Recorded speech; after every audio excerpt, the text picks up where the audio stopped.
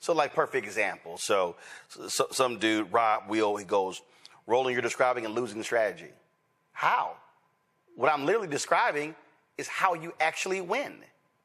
Not only that, that's what Stephen K. Bannon said. Right. I mean, that, like literally, there's another guy, some guy, Rayford.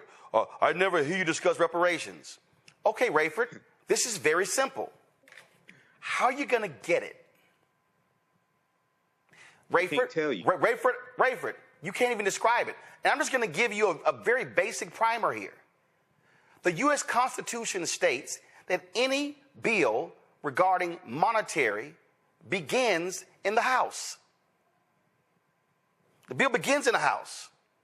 Who controls the House? Republicans.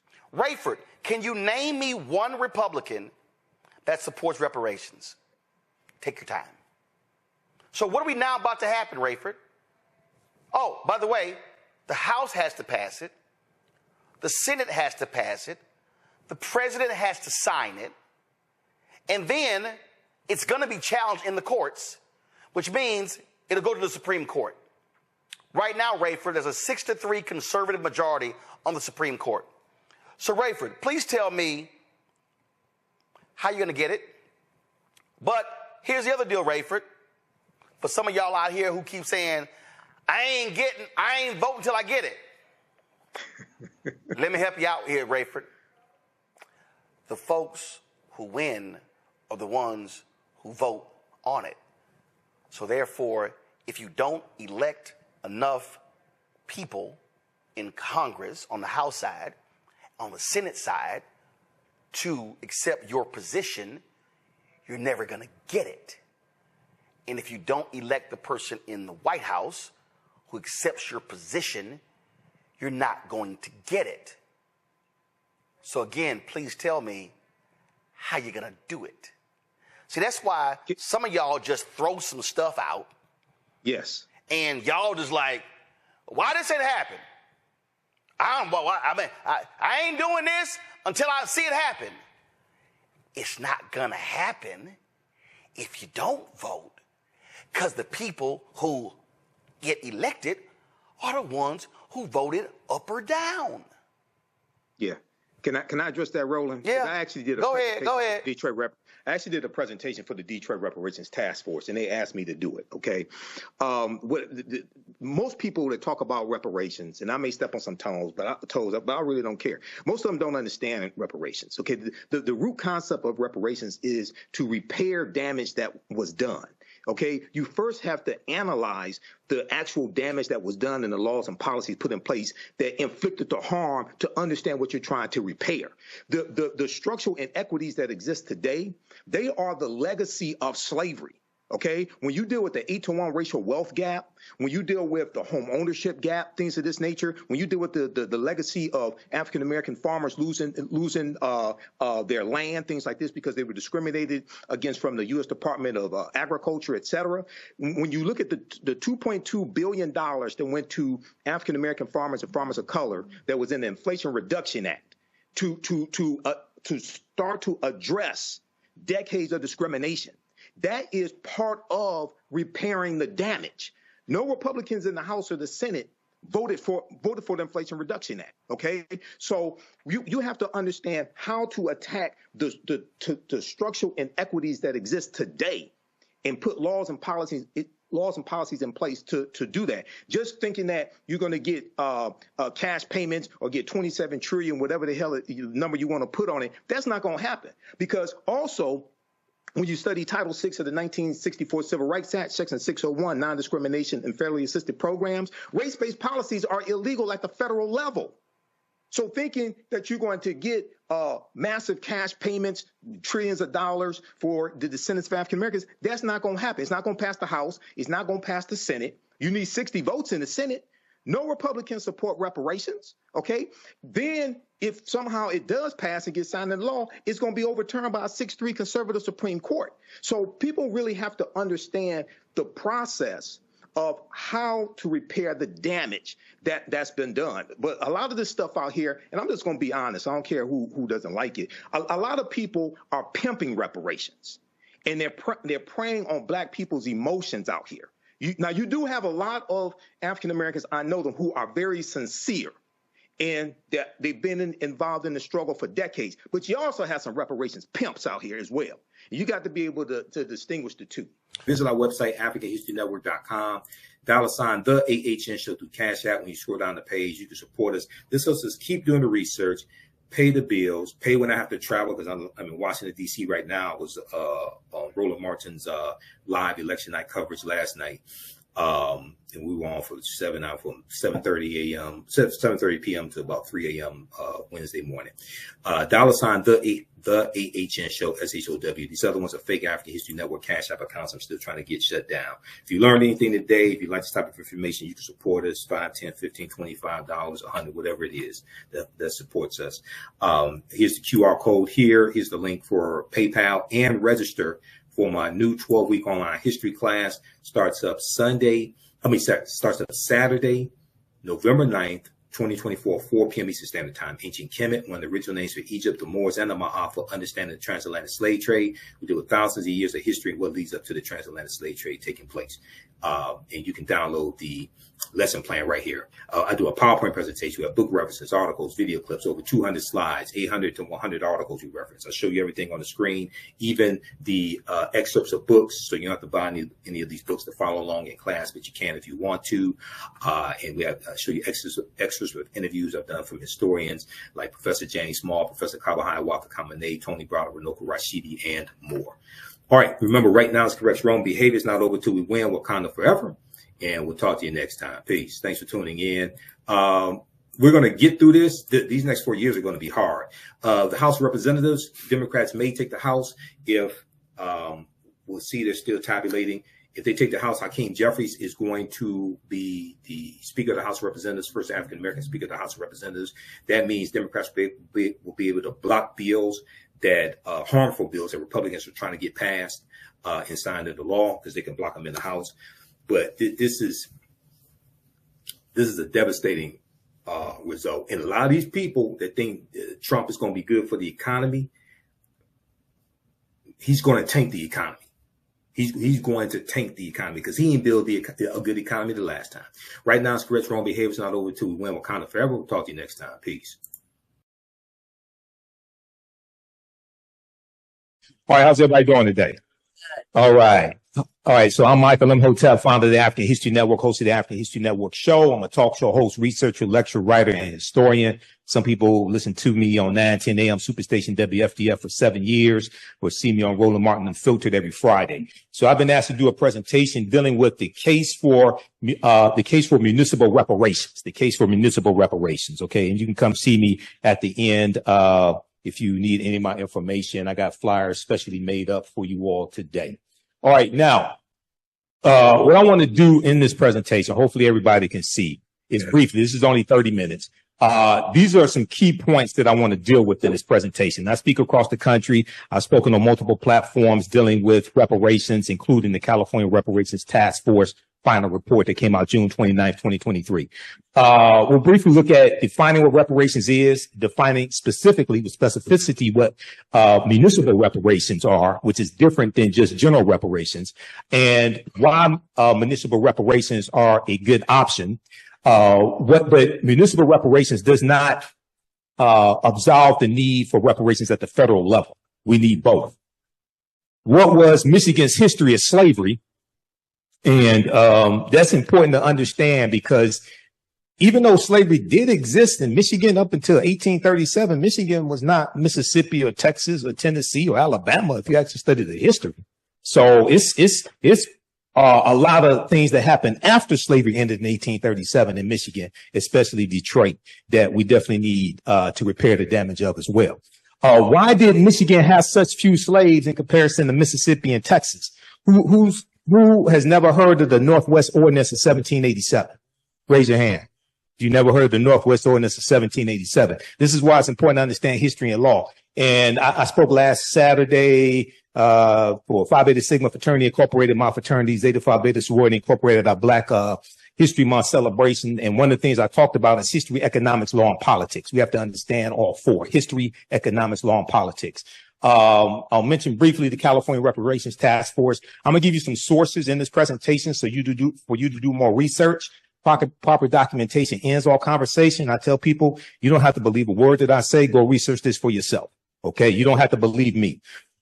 In Detroit's history of racism against, African Americans. Okay. Now, when we look at this historically, the term reparations did not apply to slavery. Historically, when we talk about reparations, it was a levy on a defeated country, forcing it to pay some of the war costs of the winning countries. Reparations were levied on the Central Powers after World War I, 1914 and 1918, to compensate the Allies for some of their war costs. They were meant to replace the indemnities which had been levied after earlier wars as a punitive measure, as well as to compensate for economic losses. After World War II, 1939 and 1945, the Allies levied reparations principally on Germany, Italy, Japan, and Finland.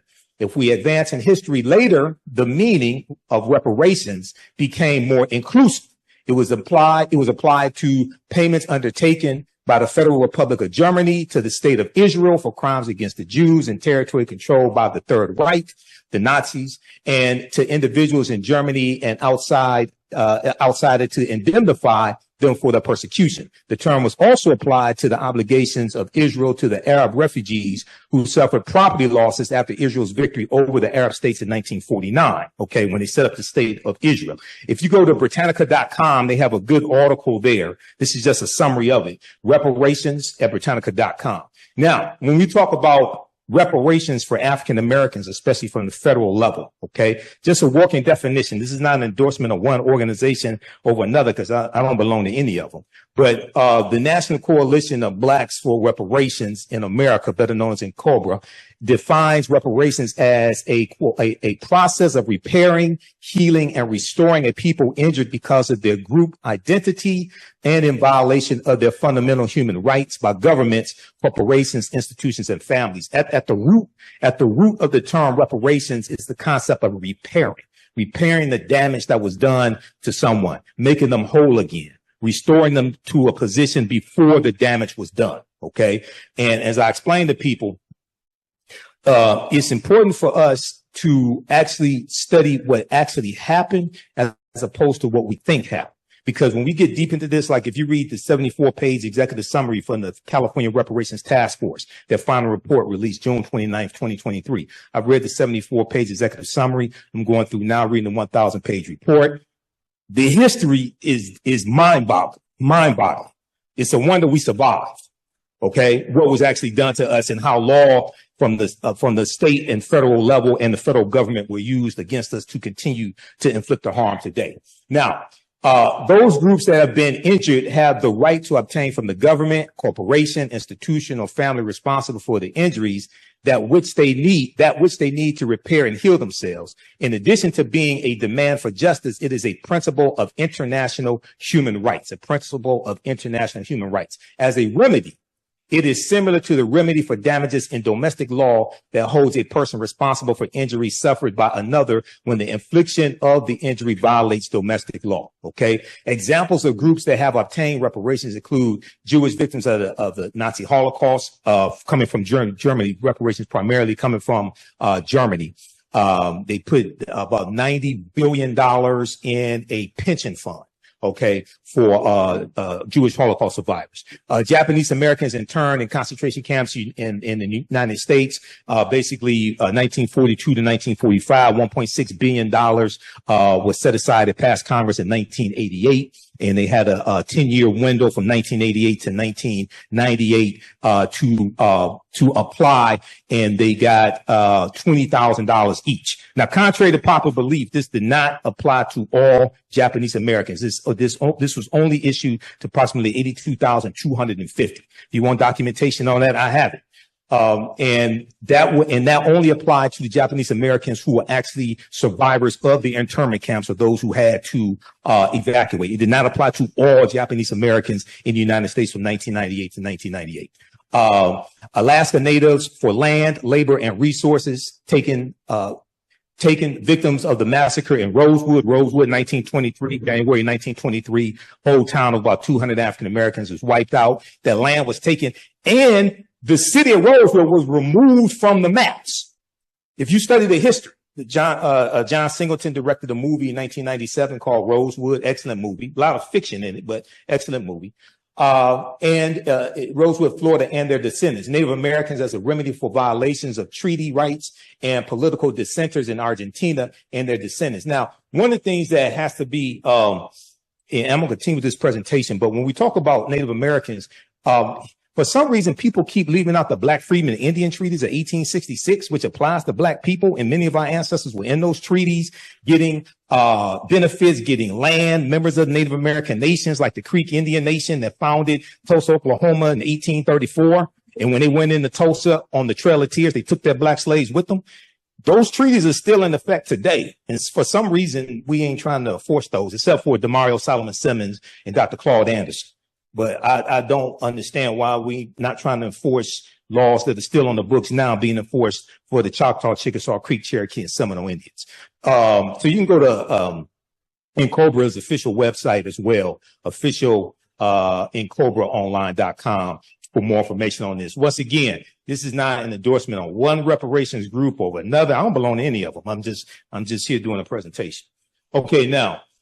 What are municipal reparations? Now, part of the confusion dealing with municipal reparations is probably one, because it's so new, and the city that led the way for municipal reparations at the city level would be Evanston, Illinois in 2021. I know Robin Ruth Simmons. I just interviewed her for the second time on the African History Network show Monday. This past Monday, she was the alderwoman at the 5th Ward alderwoman who spearheaded this reparations initiative in Evanston, Illinois. Municipal reparations deals with using policies, ordinances, etc., at the local city level to repair the city damage of discriminatory policies the city used to inflict harm upon a specific population. Generally speaking, the municipal reparations deals with a city repairing the damage that the city is responsible for doing, okay, throughout history. The cities across the country don't have the resources to repair the damage that the federal government did. But oftentimes they can repair the damage, or at least some of the damage that the city is responsible for, based upon laws and policies put in place. Municipal reparations deals with the city repairing the damage the city was responsible for causing, not repairing the damage the federal government was responsible for. Okay, now, one of the problems that causes confusion with municipal reparations, and I'm not one that really advocates, this may go outside the circumference of some people's awareness, but I'm not one that really advocates using the term reparations a lot, and I'm going to explain why. Okay, especially in this climate, in this country, with the attack on diversity, equity, and inclusion, with affirmative action and college admissions just being overturned by a 6-3 conservative Supreme Court that Donald Trump put in place. Okay, with what's going on down in Florida. Okay, you know, I liken it. Let me calm down. I liken it to this. Has anybody ever studied the history of slavery in this country? Raise your hand. I'm not going to give you a quiz. Just raise your hand. Who wants to answer this question? You don't have to come to the mic. Why did most slaves who run away at nighttime and not in the daytime? Don't everybody answer the question at the same time? Why did most slaves who run away at nighttime and not in the daytime? They don't get caught. Huh? They don't get caught. Yeah, they knew they had a better chance of getting away. Yeah. Run away in the darkness. Yeah. Okay. All right. Now, in the case of Evanston, Illinois, they did not have a history of slavery, but they did have a rampant history of housing discrimination. Now, in preparation for my first interview with Robin Ruth Simmons, I read a lot of their 70-page harm report that the local historian Dino Robinson put out because he was commissioned by city council. So anybody thinks you can do reparations without doing a harm report, I beg to differ with you on that. Okay. Now, what they found is, see, the state of Illinois abolished slavery in 1818. Okay. Different states abolished slavery at different times. Michigan abolished slavery in 1837. And I'm going to get into this presentation. Michigan didn't have tens of thousands of slaves. 1837 at best, Michigan had probably about 23. Yeah. In 1837, about 73 in 1773. Mississippi had 430,000 in 1860. So don't take this the wrong way, but when I hear people, and I speak across the country, and I'm on platforms across the country, when I hear people talking about slavery in Detroit, yeah, the Underground Railroad, Second Baptist. My mother's a historian of the Underground Railroad. Yeah, it was slavery here. This ain't Texas. Texas had 250,000 slaves in June of 1865 when Major General Gordon Granger goes into Texas to deliver General Order Number 3, which is why you commemorate June 19th. We don't even understand the history of June 19th because that wasn't the last day. Delaware and Kentucky didn't abolish slavery till December 18th, 1865. Tennessee didn't abolish slavery till February 22nd, 1865. So Juneteenth is not the last day of slavery. And the Emancipation Proclamation didn't free the slaves either. That's another conversation. All right. Now, reparations and any process for restorative relief must connect between the harm imposed and the city. Not what you think happened, but what actually happened, the harm imposed and the city. The strongest case for reparations by the city of Evanston is the area housing. Why? Because Evanston wasn't founded until 1853. Evanston was founded after slavery ended in 1818 in Illinois. Evanston, Illinois did not have a history of slavery. And I heard all these reparations people running around talking about that's not reparations for slavery. You're right, because they don't have a history of reparations for slavery. They don't have a history of slavery. Evanston is a city of 60,000 people. The black population is 16% and declining. A city is not going to try to repair the damage that the city wasn't responsible for creating. You got to go to the federal government for that. And so you got to understand, so this is why, see, my teachers, Dr. Leonard Jeffries, Professor James Small, Professor Kaba Hiawatha Kamene, taught me how to do a systems analysis. Okay, this is why a lot of this stuff out here you don't see me involved in. Because I already know I ain't going to go anywhere. Because I'm listening. And I'm like, okay, the plan that you're laying out to try to get to where you say you want to get to, that's not going to get you there because you haven't properly analyzed the problem. All right, so the strongest case for reparations in the city of Evanston is the area housing, where there is sufficient evidence showing the city's part in housing discrimination as a result of the early city zoning ordinances in place between 1919 and 1969, when the city banned housing discrimination, 1969, after the Fair Housing Act in 1968. Now, you got some people who say, well, we need a anti-black hate crime bill. Okay, well, that sounds good, but Title VI of the 1964 Civil Rights Act, Section 601, non-discrimination, fairly assisted programs, is why race-based policies are illegal at the federal level. And I learned this when I was on a committee to write an executive order for the city of Detroit and the Kwame Kilpatrick administration. And our corporate counsel, Sharon McPhail, our very first meeting, because it took us 13 months to get this done, because it was much more complicated than we thought. Once we got in, took everything apart, and realized what we were dealing with, it took us 3 times as long to get this completed. And she told us at our very first meeting, she said it's illegal for us to write policies that are only for black people in the city of Detroit. But what we can do is we can write policies for Detroit-based residents, which would disproportionately help African Americans. You have the same thing at the federal level. Go to archives.gov. Anybody ever read the 1964 Civil Rights Act? Like the whole act. Go to archives.gov, because I go read this stuff. I go study these laws. This is why you hear me talk about political self-defense. If everything they do to us, they use the law to do it. And then when they get caught breaking the law, they go hire an attorney at law to defend them in the court of law. So doing a systems analysis, that would tell me we need to understand the law better than they understand the law and learn how to disarm them of that weapon. That's political self-defense. All right, now go to because this is on the City of Evanston, Illinois website. All this information dealing with what they did. You can read that. cityofevanston.org. Okay. All right. Now, compared to federal and state governments, courts, or private institutions, municipalities are the most suitable for reparations. Most suitable for reparations at the local level. Here's why. 2 reasons why. Of the various levels of government, they are the proper locus for 2 reasons. First, as Howard University political scientist Dr. Nyambi Carter explains, and I know Nyambi, we've been on Roland Martin Unfiltered together before. She said there is a political will for reparations present in municipalities at the locals in the cities that is absent at the gridlock state and federal level. So the first thing you have to understand in doing a systems analysis is what is needed to advance what you say you want. How many votes are needed?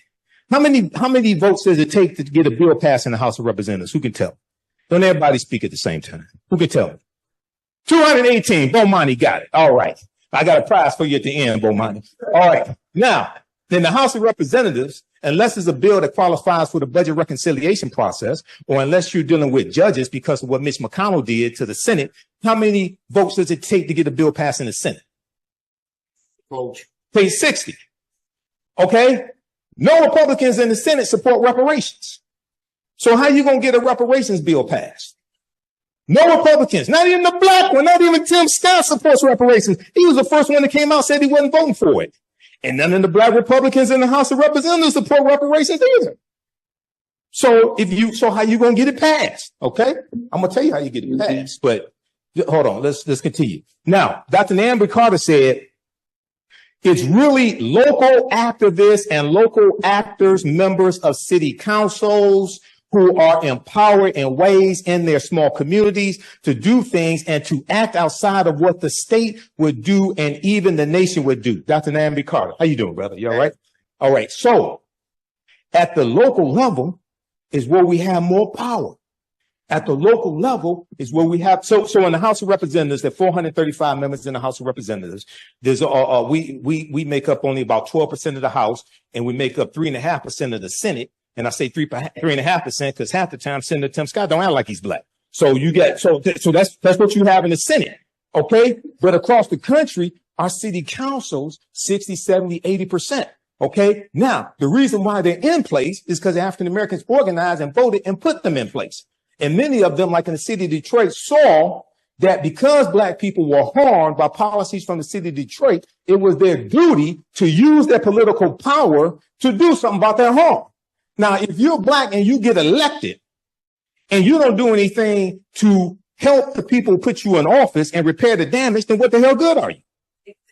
Okay. So that's why at the local level for municipal reparations, there's more power, and that's why there's been more movement. That does not mean we don't need repairing of the damage from the federal level. That means you're going to have to use another strategy, and it's not going to happen anytime soon. Okay. Now, by contrast, former U.S. Representative, the Honorable John Conyers, introduced a reparations bill in every session of Congress from 1989 until his passing in October 2019. But these bills never came to a vote.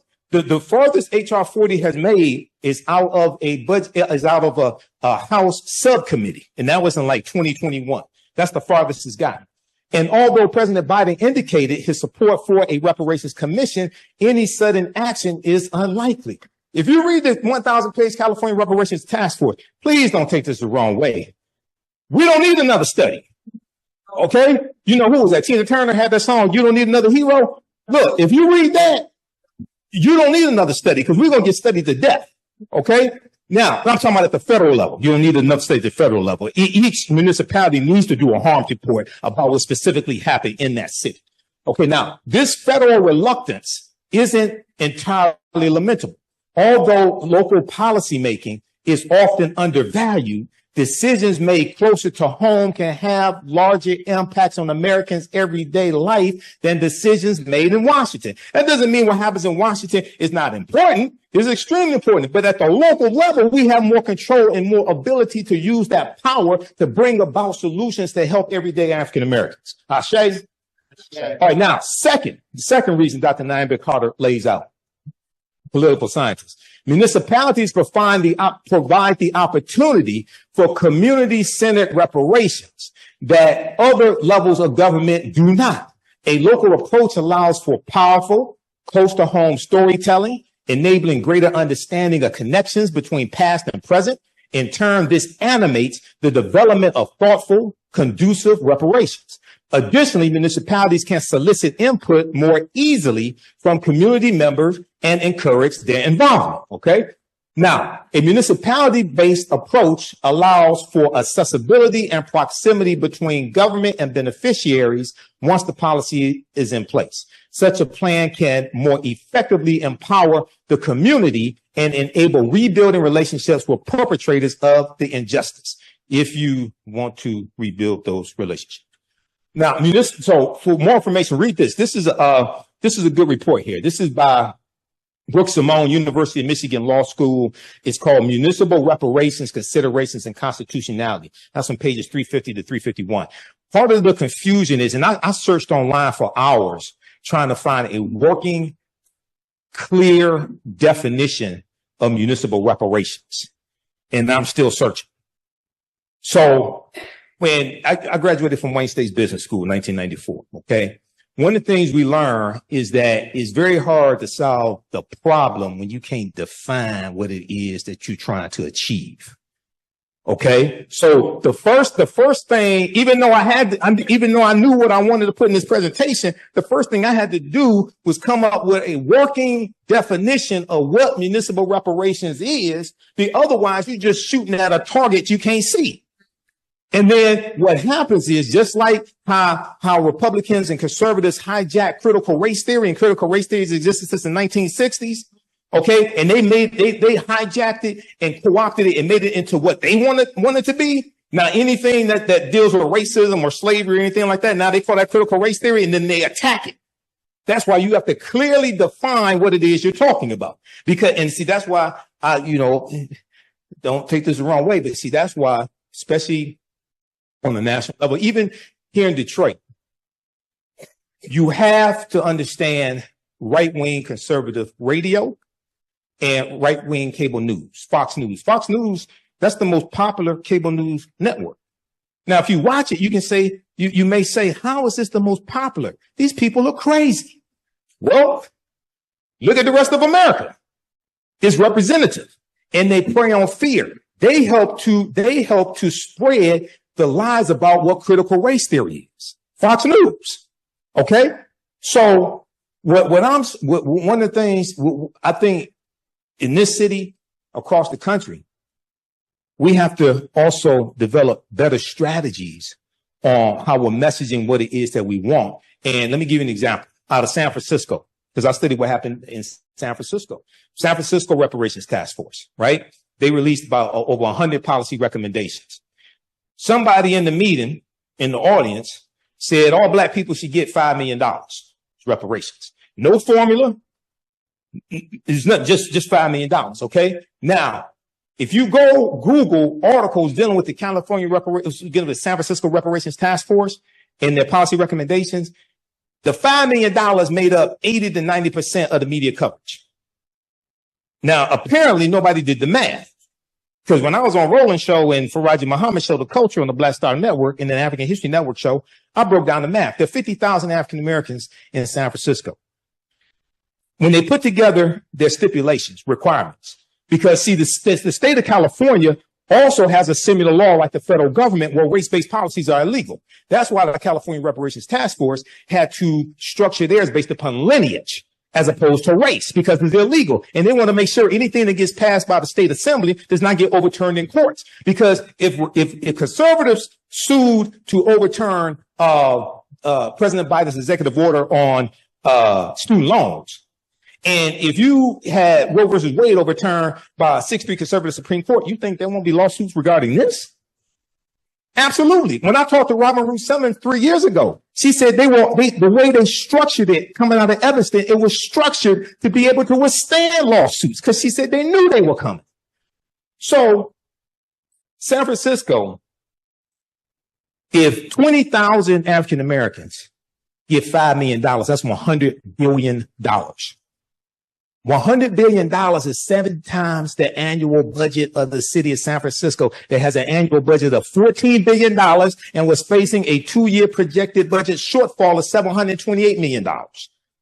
And African Americans are 6% of the population of San Francisco and 6% in the state of California. So I have the video because I talked about this on my show. There was one city councilman from San Francisco. He was interviewed by a local news station, and they were talking about the $5 million. And he said, we got over 100 policy recommendations. I'll be happy to talk about those.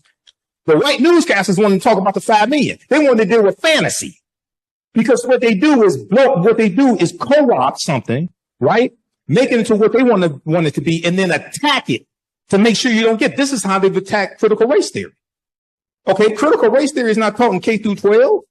Not according to Moms for Liberty, not according to Fox News. So we have to be careful of this. All right, Michigan's history of slavery. Well, I'm on time. Oh, Lord. Michigan's history of slavery, okay? Historian Tia Mills, a professor in the Department of Afro-American and African Studies, and the 2011 recipient of the MacArthur Foundation Genius Grant. She cited in this article here, and I'll give you the name of it in just a second, but very quickly.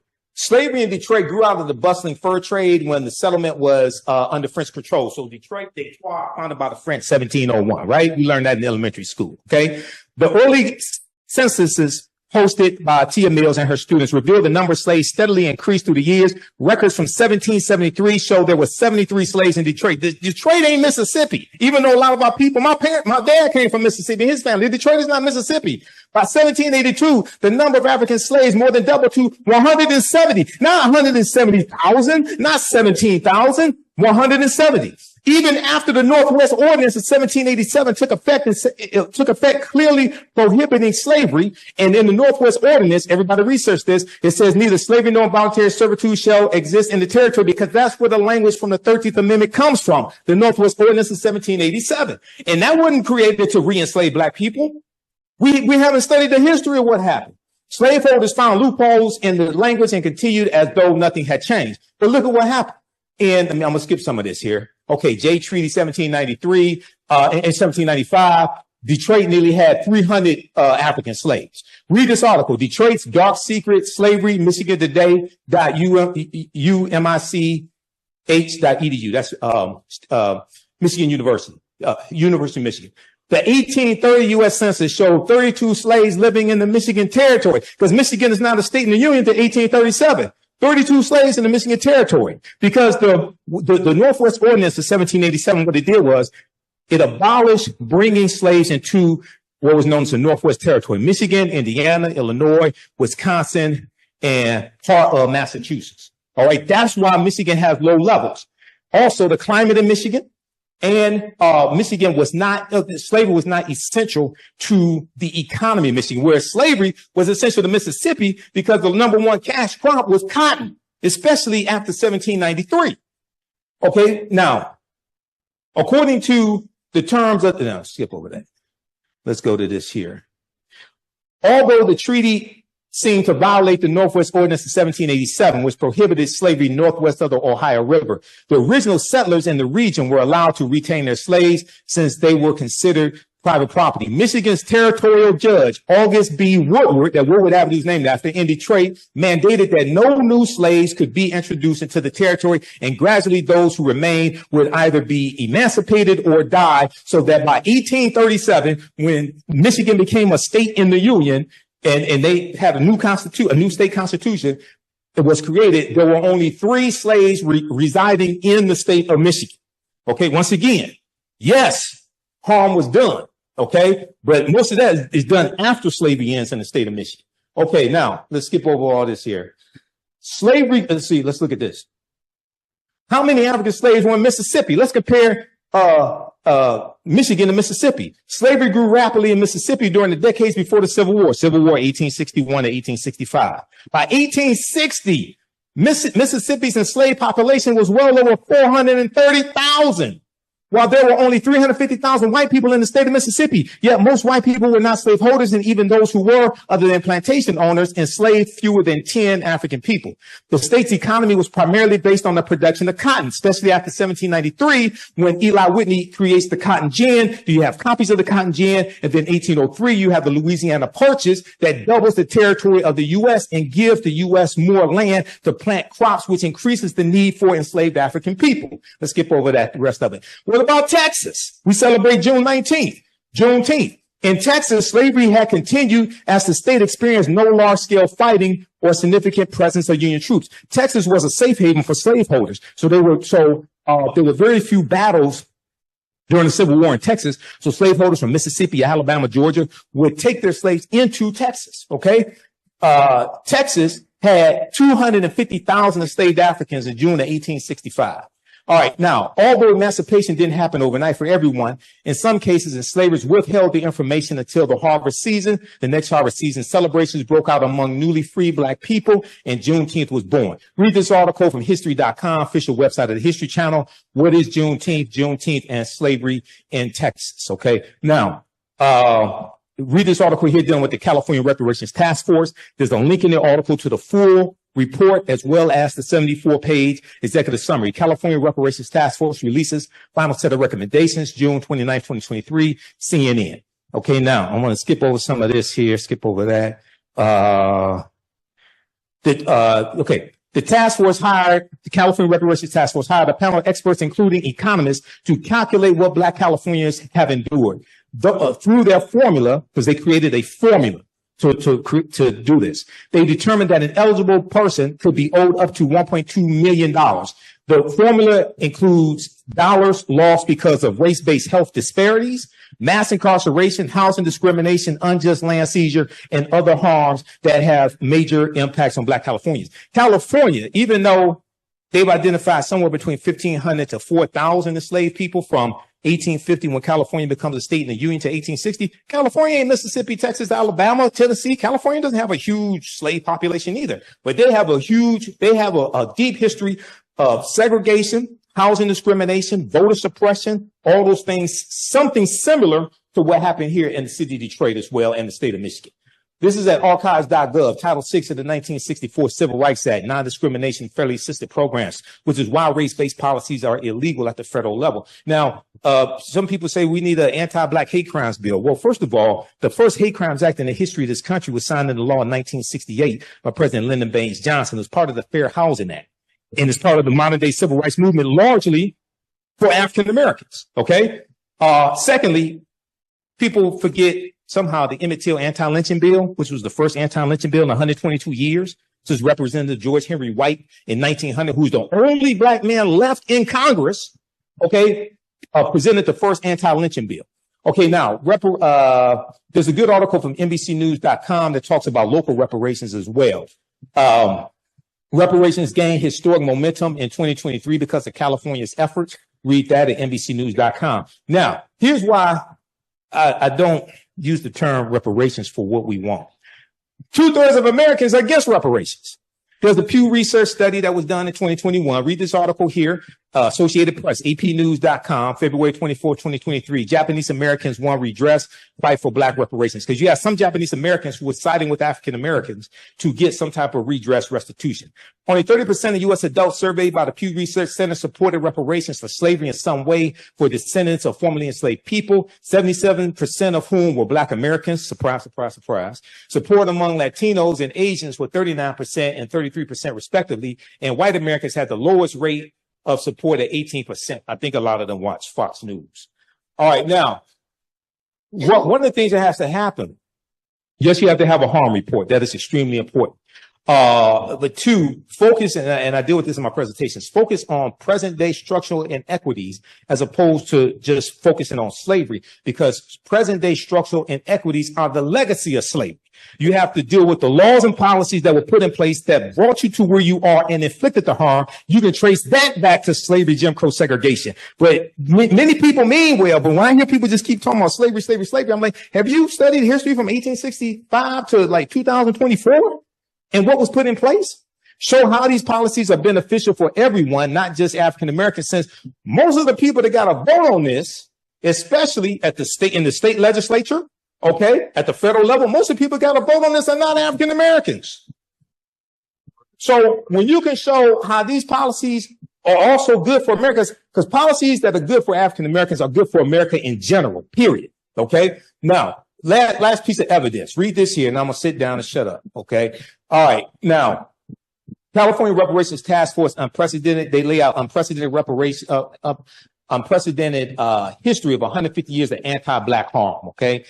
And if we look here, the California report covers not just the immediate impact of enslavement, 246 years in the U.S., but also the harms of decades of political neglect, finding that there has been sustained damage to generations of Black Americans. The damage has had a lasting effect on the political, economic, social, physical, mental, and cultural well-being of Black people. Now, what they do, they break it down into 12 harms. They tell you in the executive summary and the introduction, it's more than 12 harms that have happened, but they focus on the 12 harms. They lay out the history of what happened, and then the 115 policy recommendations are designed to repair the damage of the 12. Enslavement, racial terror, political disenfranchisement, housing segregation, separate and unequal education, racism and environment and infrastructure, pathologizing the Black family, control over creative, cultural, and intellectual life, stolen labor and hindered opportunity. So a lot of that deals with in prisons, especially privatized prisons. Okay. Now, California did abolish privatized prisons right around 2020. Okay. That passed the state legislature and signed into law by Governor Gavin Newsom. 10, an unjust legal system. 11, mental and physical harm and neglect. 12, the racial wealth gap. The average 71-year-old African-American Californian has lost $1.2 million over the course of their lifetime. After 2 years of study, the California Reparations Task Force released an almost 1,100-page report that examines the historical atrocities committed against descendants of enslaved African-Americans in California and across the United States. We hired 5 economists and public policy experts to help us determine the pure monetary losses of the African-American community since statehood. To calculate those losses, the team assessed multiple harm areas, including mass incarceration and over-policing, health harms, housing discrimination, and the devaluation of Black businesses. Our recommendations are not just about cash payments. That's just one of many recommendations that really are aimed at improving the quality of life of descendants of slaves in the state of California. The task force made nearly 120 policy recommendations, ranging from cash payments to improving educational opportunities to increasing access to green spaces in African American communities. Under international human rights law, there are 5 forms of reparations. So compensation or cash payments is just one, necessary element. But there's also 4 other elements like rehabilitation. So that can look like free healthcare, establishing wellness centers in African American communities, restitution, satisfaction. So that looks like a formal apology, for instance, for California's role in slavery and exclusionary public policy after slavery. And then the 5th form of reparations is guarantees of non-repetition. So that gets at more structural and policy reform. If you thought California didn't have enslavement, you're not alone. Moore says it's a common misconception. And while California was admitted to the Union in 1850 as a so-called free state, there were over 2,000 Black people who were enslaved in California. And California also enacted a fugitive slave law that was actually much more aggressive than the federal fugitive slave law that was on the books at the time. So how do Californians know if they could qualify for the reparations recommended in the report? It's not a race-based standard, but it's a status or lineage-based standard. That means those considered eligible are people directly descended from an enslaved African American or a free Black person living in the U.S. prior to 1900. Reparations is a sacred political project. It started with those who were actually enslaved. Even during slavery and even, after emancipation, there's been a long line of activists who have been working tirelessly for reparations for African Americans, particularly those who are descendants of enslaved people. The centuries-long fight for reparations has been fought in the face of what the task force describes as an ongoing genocide. When we're talking about the elements of genocide, we're talking about, the killing of members of a group, preventing the birth of members of the group,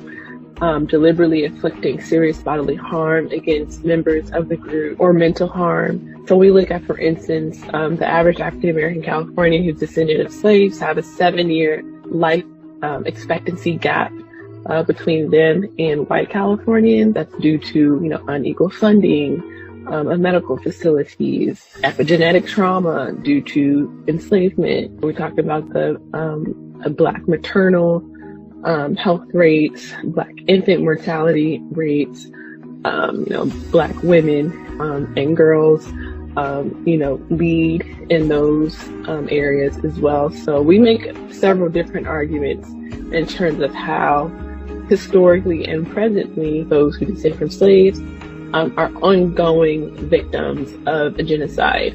albeit slow and protracted. So the question remains, will lawmakers take action to follow the policy recommendations in the report? I am incredibly hopeful that state legislators will do the right thing and study our report with an open heart and mind, and by the end of 2024, early 2025, you'll probably see some reparations legislation being introduced by these state legislators. Okay, now, Detroit's history of racism.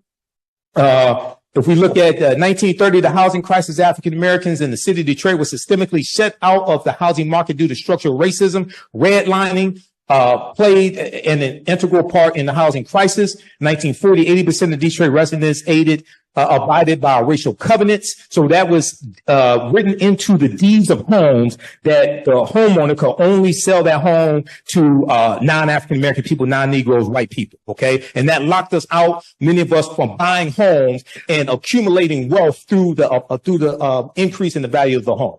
Okay, now, 1943 race riot, June 1943, during World War II, up and down Woodward Avenue, 1943 race riot, I-375, removal of Black Bottom, sanctioned police brutality, 1967 rebellion.